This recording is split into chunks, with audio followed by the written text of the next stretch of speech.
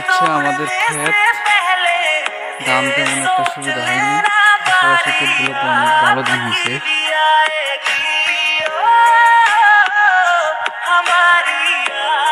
ধানের সাথে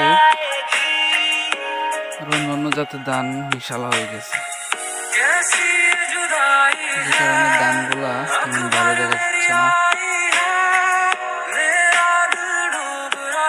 ছোটবেলা যে হুজুর কাছে মক্তবে আরবি পড়াশোনা করতাম, কায়দা, তারপর কোরআন শরীফ, হুজুরের ক্ষেত্রে রহমত ওনার ক্ষেত্রে ভালোই জানিয়েছে।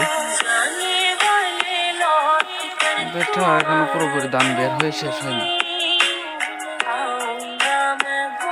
থোর অবস্থায় অনেক কিছু রয়েছে।